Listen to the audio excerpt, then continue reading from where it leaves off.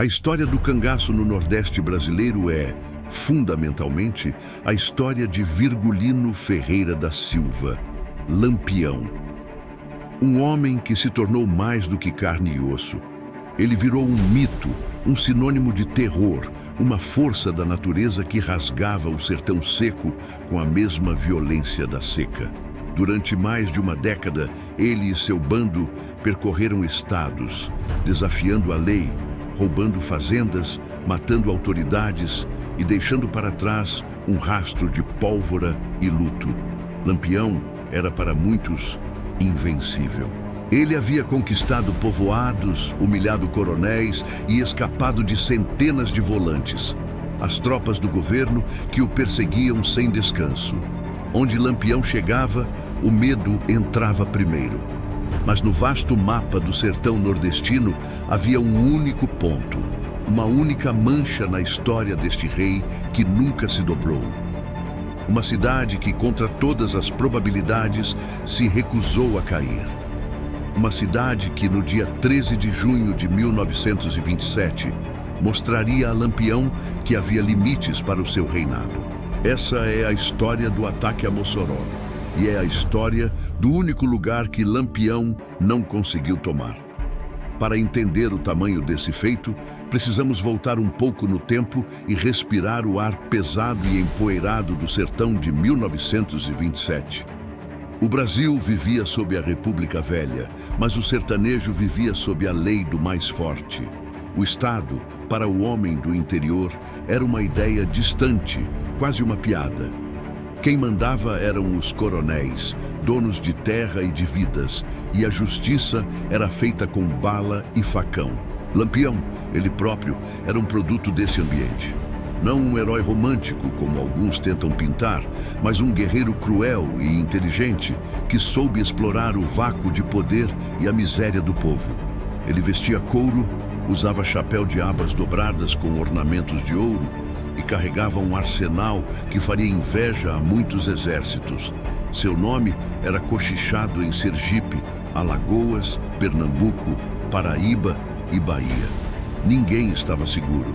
A volante podia ser comprada ou simplesmente despistada. Lampião tinha a terra a seu favor, conhecia cada atalho, cada caatinga, cada esconderijo. Em 1927, Lampião não era mais um bandido comum.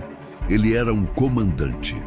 O bando principal que se movia com ele era composto por dezenas de homens leais, figuras temidas como Sabino, que comandava as colunas de vanguarda, Macilon, que conhecia bem o terreno, e o próprio Corisco, o diabo loiro, que já demonstrava a ferocidade que o tornaria lendário. Juntos, eles eram uma máquina de guerra, movida pela sede de riqueza e pela vingança. Mas havia um problema de logística para o bando. Eles estavam sendo pressionados, não por uma única volante, mas por uma coordenação de forças policiais que, mesmo lentas, começavam a apertar o cerco nos estados centrais do cangaço. Lampião precisava de dinheiro e, mais do que isso, precisava de um ato que reafirmasse seu domínio, que mostrasse que ele ainda era o terror do sertão. O olhar de Lampião, então, se voltou para o norte, para o Rio Grande do Norte, especificamente para uma cidade que na época representava uma promessa de fortuna: Mossoró. Mossoró, em 1927, era diferente de outras vilas saqueadas pelo cangaço. Era um centro urbano em crescimento, com bancos, comércio robusto e, crucialmente, uma indústria de extração de sal e de algodão que a tornava relativamente rica. Mas o que a tornava um alvo perfeito para Lampião era sua fama de ser mole, de ter uma defesa fraca, desorganizada e distante dos centros de poder que poderiam mandar reforços rapidamente. Os boatos começaram a circular no bando. Mossoró, diziam, era um pote de ouro esperando para ser aberto. E Lampião, após consultar seus coiteiros e informantes, aceitou a missão. Ele não queria apenas roubar, ele queria humilhar. Ele queria mostrar ao Rio Grande do Norte que, assim como havia feito em dezenas de outras cidades, ele poderia entrar, saquear e sair impune. A marcha em direção a Mossoró foi um evento que paralisou o sertão potiguar. O bando de Lampião não se movia em segredo total. Eles eram como uma praga, e a notícia de sua aproximação viajava mais rápido que os cavalos. A cada fazenda que passavam, a cada povoado que deixavam em cinzas, o pânico crescia. A população local começava a se mover, fugindo para as capitais ou se escondendo na Caatinga. Esse rastilho de pólvora emocional era parte da tática de Lampião. Quebrar a moral do inimigo antes mesmo do primeiro tiro. No início de junho de 1927, Lampião e seu bando cruzaram a divisa entre Ceará e Rio Grande do Norte. Sua força era impressionante. Eram cerca de 53 a 60 homens, bem armados e sedentos, prontos para a pilhagem que lhes havia sido prometida. Eles já haviam feito ataques preparatórios, saqueando povoados menores como Governador Dick Sept Rosado e Limoeiro do Norte, acumulando provisões e exibindo sua brutalidade para garantir que Mossoró soubesse exatamente o que estava por vir.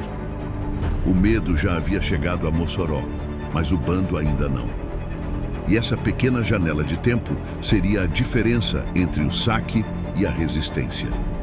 Enquanto Lampião avançava, a cidade vivia um dilema existencial. A maioria das autoridades e dos moradores ricos já considerava a fuga. O histórico era claro: quando Lampião vinha, era melhor sair da frente. Mas Mossoró não era governada por um coronel comum. O presidente da intendência na época era Rodolfo Fernandes. Um homem prático, determinado e, mais importante, cético. Ele se recusava a aceitar a derrota antes da luta. Rodolfo Fernandes sabia que a polícia militar, a pequena guarnição de Mossoró, era insuficiente. Eram poucos homens, mal armados e francamente aterrorizados. A estratégia usual, negociar ou pagar a Lampião para que ele seguisse em frente, parecia a opção mais sensata para a maioria dos conselheiros. Mas Rodolfo Fernandes tinha uma visão diferente. Ele sabia que se Mossoró pagasse o resgate, se mostrasse fraqueza, Lampião voltaria sempre. E Mossoró se tornaria um cofre permanente do cangaço. Rodolfo fez uma jogada arriscada. Ele decidiu resistir e chamar a população para a luta. O tempo era inimigo. Ele precisava de armas. Mossoró não tinha um arsenal. Ele enviou pedidos desesperados de socorro para Natal, a capital do estado, mas a resposta era lenta, burocrática e, francamente, desesperançosa. Naqueles dias de junho, Mossoró se transformou em um canteiro de obras improvisado e febril.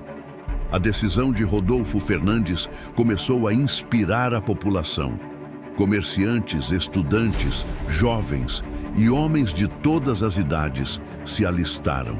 Não eram soldados treinados, eram sertanejos com coragem e, mais importante, rifles de caça, espingardas velhas e o que mais pudessem conseguir. No total, cerca de 150 homens se armaram para defender a cidade. A urgência era palpável. A defesa foi montada em locais estratégicos: a torre da igreja, os prédios mais altos e a principal rua de acesso à cidade, a Rua Grande, que se tornaria o palco do confronto. Rodolfo Fernandes distribuiu munição, organizou barricadas e, no que talvez tenha sido o ponto mais crucial da defesa, convenceu o gerente do Banco do Brasil a não fugir e, mais importante, a não entregar as chaves. Ele sabia que se o banco caísse, a moral da cidade cairia junto. O bando de Lampião, no entanto, continuava sua marcha implacável. Eles estavam famintos, sujos, mas confiantes. A reputação do cangaço precedia o grupo. Em 11 de junho, eles estavam a poucos quilômetros de Mossoró. E Lampião decidiu seguir o ritual que sempre funcionava. Ele enviou uma carta. O mensageiro, um vaqueiro aterrorizado, chegou à sede da intendência com um envelope em mãos. A notícia parou o coração de quem esperava.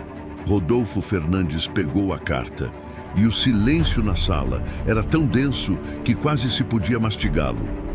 A carta de Lampião não era um pedido, era uma exigência. Ele pedia 400 contos de réis e a garantia de que não haveria resistência. Em troca, ele prometia não saquear a cidade inteira, apenas levar o que precisava e seguir em frente. Era uma proposta de rendição. Essa foi a primeira e mais crucial encruzilhada da história de Mossoró. Se o presidente da intendência cedesse, a cidade seria salva de um massacre, mas estaria para sempre marcada como covarde. Se ele recusasse, a batalha seria inevitável e Mossoró corria o risco de ser totalmente destruída.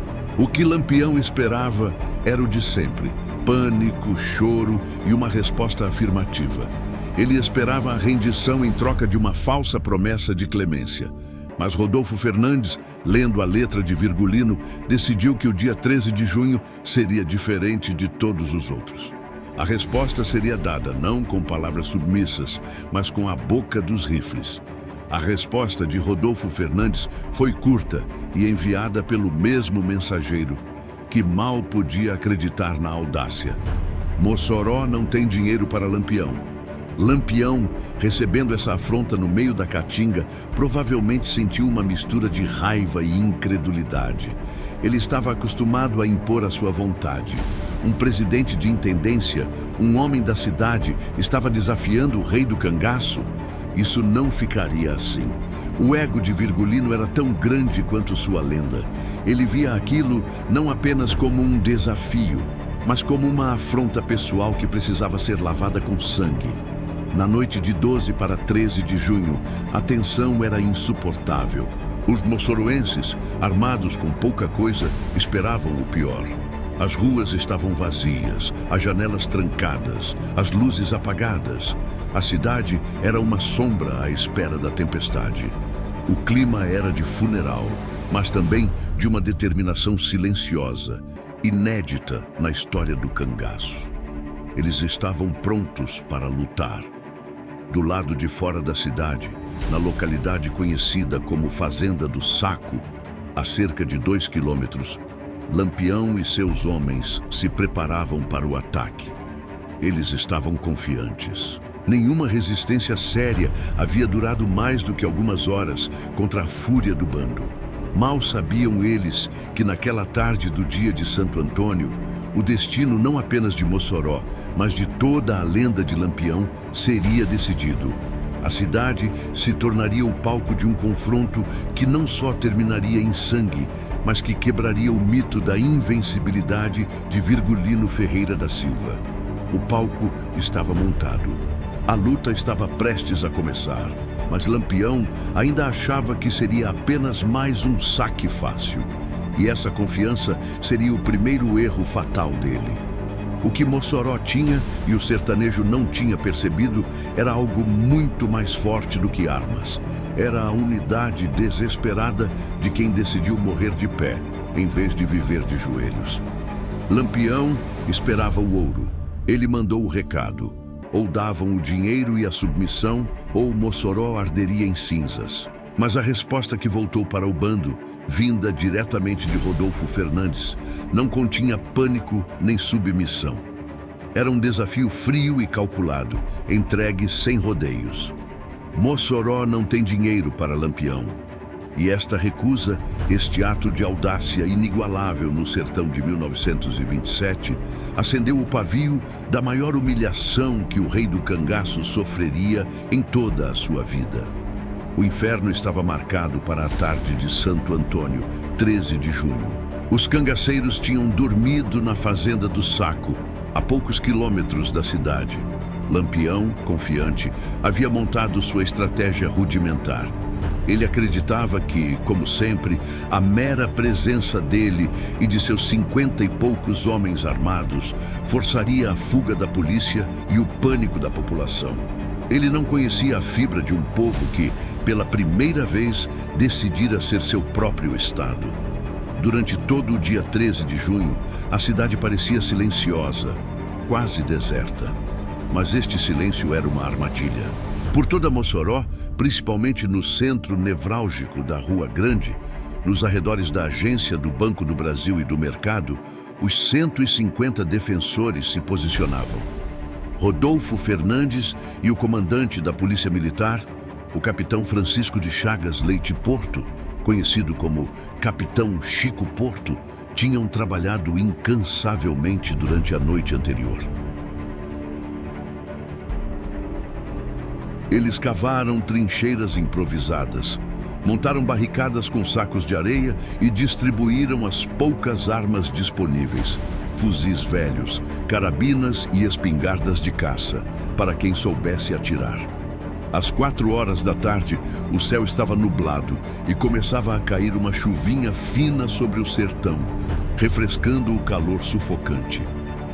Foi exatamente neste momento que Lampião, montado em seu cavalo, vestindo seu gibão adornado e seu chapéu característico, liderou a coluna pela Rua Grande.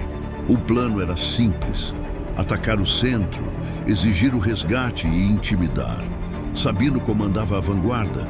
Macilon, que conhecia bem a cidade, orientava sobre os pontos estratégicos. Corisco e outros cangaceiros de confiança se espalhavam pelas laterais. Mas o que ninguém esperava era o nível de organização dos moçoroenses. Quando os primeiros cangaceiros se aproximaram do perímetro central, pensando em saquear as lojas e intimidar os moradores, a resposta não foi o grito de terror. Foi o rugido seco de uma salva de tiros. O ataque começou abrupto. Eram exatamente 4 horas da tarde. Os primeiros tiros vieram da defesa. Os cangaceiros, acostumados a atirar de forma desorganizada e confiando no medo que inspiravam, foram pegos de surpresa pela coordenação do fogo defensivo. Não era a polícia dispersa do interior que eles estavam acostumados a enfrentar. Era uma linha de fogo organizada, com civis determinados protegendo suas casas. Lampião, furioso com a recepção, gritou ordens para que seus homens se dispersassem e avançassem sob cobertura. Ele queria um assalto rápido e decisivo. Queria mostrar que Mossoró não podia desafiá-lo. O conflito rapidamente se transformou em um tiroteio caótico, mas assimétrico. Os cangaceiros tinham a vantagem da experiência em combate de guerrilha, mas estavam expostos na rua, enquanto os defensores estavam protegidos pelas barricadas e pelas janelas do casario. Os defensores, civis armados pela primeira vez, lutavam por suas casas. O medo deu lugar a uma fúria defensiva. Eles mantinham o fogo constante e certeiro, especialmente focado nas figuras mais proeminentes do bando. O cangaceiro Colchete, um dos homens de confiança de Lampião, tentou uma manobra ousada. Ele carregava uma garrafa cheia de gasolina, um coquetel molotov improvisado, com a intenção de incendiar os fardos de algodão que estavam armazenados perto do banco. O objetivo era criar confusão e fumaça para cobrir o avanço do bando. Mas antes que pudesse completar seu objetivo, Colchete foi atingido por um tiro certeiro. Ele caiu morto ali mesmo, na Rua Grande, a garrafa de gasolina se espatifando ao seu lado. Para Lampião, ver um de seus homens mais experientes caindo em campo aberto, sem ter sequer chegado perto do tesouro ou dos defensores, era um ultraje, uma negação de seu mito de invencibilidade. Outro cangaceiro, Jararaca, conhecido por sua crueldade e porte imponente, também foi atingido durante o tiroteio. Ele caiu ferido, mas conseguiu se arrastar para fora da linha de fogo principal, buscando abrigo em um matagal nos arredores da cidade. Lampião tentou então uma manobra estratégica, algo raro em seu modo de operar. Ele ordenou que parte do bando se dividisse, buscando flanquear os defensores, especialmente ao redor da igreja e do Banco do Brasil. O ponto de maior resistência, e onde Rodolfo Fernandes se entrincheirou pessoalmente, era o coração do centro. Os defensores mantiveram a calma sob fogo. Eles tinham um objetivo claro: não ceder 1 centímetro. A batalha durou aproximadamente 1h30. Para Lampião, era tempo demais. No sertão, o cangaço vivia do movimento rápido e do ataque surpresa. Um cerco prolongado significava dar tempo para as volantes, as tropas de polícia que os perseguiam, se organizarem e chegarem. A cada novo ataque, os cangaceiros eram repelidos. Eles tentavam se aproximar, mas a chuva de chumbo vinda das barricadas era implacável. O rei do cangaço estava acostumado a enfrentar a polícia com pouca munição e moral baixa. Em Mossoró, ele encontrou uma milícia popular com munição escassa, é verdade, mas com moral altíssima, disposta a morrer para defender a cidade. A frustração de Lampião era palpável. Ele viu que seus métodos de terror não funcionavam ali. A cidade estava coesa, não havia covardia para explorar. Aquele cerco estava se tornando um desastre de relações públicas e, pior, um desperdício de homens e munição. O ponto de virada definitivo aconteceu quando Lampião percebeu que a desmoralização não estava nos defensores, mas no seu próprio bando. Os cangaceiros, vendo Colchete morto e Jararaca ferido e desaparecido e sentindo o peso do fogo contínuo, começaram a hesitar. Lampião tentou animá-los, disparando seu fuzil pessoalmente, mas a superioridade tática da defesa era clara. Era cerca de 5:30 da tarde. A chuvinha fina continuava caindo. A fumaça da pólvora pairava sobre a cidade. Virgulino Ferreira, o homem que mandava e desmandava no Nordeste, estava encurralado, não fisicamente, mas estrategicamente. Ele tinha que tomar uma decisão humilhante: recuar. A ordem de retirada foi dada. Não foi uma retirada gloriosa ou tática. Foi uma fuga apressada e desordenada. Os cangaceiros, pegando o corpo de Colchete e abandonando Jararaca ferido, voltaram pelo caminho que vieram, desaparecendo na caatinga úmida. Mossoró tinha vencido. A única cidade que Lampião não conseguiu tomar. A notícia da vitória correu como um relâmpago, não apenas pelo Rio Grande do Norte, mas por todo o Nordeste. O mito da invencibilidade de Lampião havia sido estilhaçado na poeira da Rua Grande. O cangaceiro não era um fantasma invencível. Ele era um homem que podia ser derrotado pela organização e pela coragem. Mas o desfecho da história de Mossoró ainda guardava mais um ato dramático, envolvendo o cangaceiro que havia sido deixado para trás: Jararaca. Jararaca era conhecido por sua crueldade e seu porte imponente. Durante a confusão da retirada, ele foi deixado para trás, ferido, escondido em um matagal nos arredores da cidade. No dia seguinte ao ataque, 14 de junho, ele foi encontrado por populares e pela polícia local. Sua captura causou alvoroço. O temido cangaceiro Jararaca estava nas mãos dos moçoroenses. Ele foi levado para a cadeia e interrogado. Inicialmente, as autoridades trataram-no com a dignidade que o procedimento legal exigia, apesar da fúria da população que clamava por vingança imediata. Durante os dias seguintes, Jararaca permaneceu preso. Ele concedeu uma entrevista ao jornalista Lauro da Escócia, do jornal O Moçoroense, onde, arrogante até o fim, gabou-se de seus feitos e ameaçou Mossoró com a vingança de Lampião. Ele se recusava a dar informações relevantes sobre o paradeiro do bando. A entrevista foi publicada, causando indignação e aumentando o clamor popular por uma punição imediata. O ambiente em Mossoró era de histeria e vingança. A população, que acabara de enfrentar a morte em suas ruas, não aceitou a ideia de que Jararaca fosse simplesmente transferido para um presídio em Natal, onde poderia até escapar ou ser resgatado por Lampião. O pavor que ele representava era muito grande. Havia um medo real de que o cangaço voltasse para resgatar seu companheiro ou para se vingar da cidade. Durante 6 longos dias, de 13 a 19 de junho, Jararaca ficou preso enquanto as autoridades e a população debatiam seu destino. A pressão sobre Rodolfo Fernandes e o capitão Chico Porto era enorme. A cidade inteira queria garantias de que o terror não voltaria. A decisão final foi tomada por uma combinação de autoridades civis e militares, sob forte pressão popular. Jararaca não seria perdoado.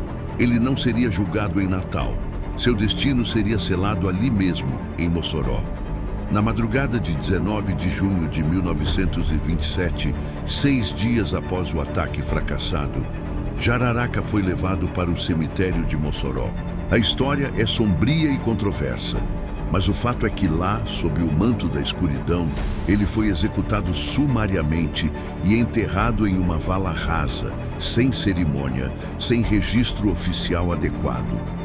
A versão oficial registrou sua morte como resultado de um conflito durante uma tentativa de fuga, mas a verdade histórica aponta para uma execução sumária, um ato desesperado de uma comunidade que precisava garantir que o terror não voltasse a espreitar suas portas. Foi uma justiça brutal, mas compreensível no contexto de uma cidade que acabara de desafiar o maior bandido do sertão e temia as consequências. A morte de Jararaca serviu como um recado final para Lampião. As regras mudaram. Mossoró não apenas resistiu, mas executou um dos seus homens de confiança. O recado era claro: não volte. O ataque a Mossoró, apesar de curto, apenas 1h30 de combate na tarde de 13 de junho, foi um divisor de águas na história do cangaço. Para Lampião, significou a perda da confiança de que poderia simplesmente invadir centros urbanos maiores. Ele nunca mais tentaria tomar uma cidade do porte de Mossoró. Ele se tornaria mais cauteloso, concentrando-se em saques a fazendas isoladas e vilarejos menores. A mancha da derrota era profunda. A perda de Colchete e a execução de Jararaca eram feridas abertas em seu orgulho. Para o Nordeste, Mossoró se tornou um símbolo, um farol de resistência. A prova de que a organização civil, mesmo com recursos limitados, podia vencer o maior terrorista da época. A vitória deu coragem a outras cidades e fazendas para que elas também se organizassem e dissessem basta à tirania do cangaço. Aquele 13 de junho de 1927, às 4h da tarde, sob uma chuvinha fina, provou que o poder de Lampião não residia nas suas armas, mas no medo que ele inspirava. E quando o medo foi substituído pela fibra e pelo desejo de lutar, o rei do cangaço, o mito se revelou apenas um homem, suscetível à derrota e à humilhação. Mossoró nunca mais foi atacada por Lampião. E na poeira úmida daquela tarde de Santo Antônio, não apenas vidas foram salvas e dinheiro protegido, mas a história de como o sertão reagiria ao cangaço foi reescrita. O dia em que a invencibilidade de Lampião morreu nas barricadas de uma pequena cidade determinada. Esse é o legado dos 150 homens que disseram não ao medo, dos defensores que atiraram sob a chuva fina, do presidente da intendência que recusou o resgate e da cidade que provou que o mito podia sangrar. Este é o legado de Mossoró, a única cidade que Lampião não conseguiu tomar.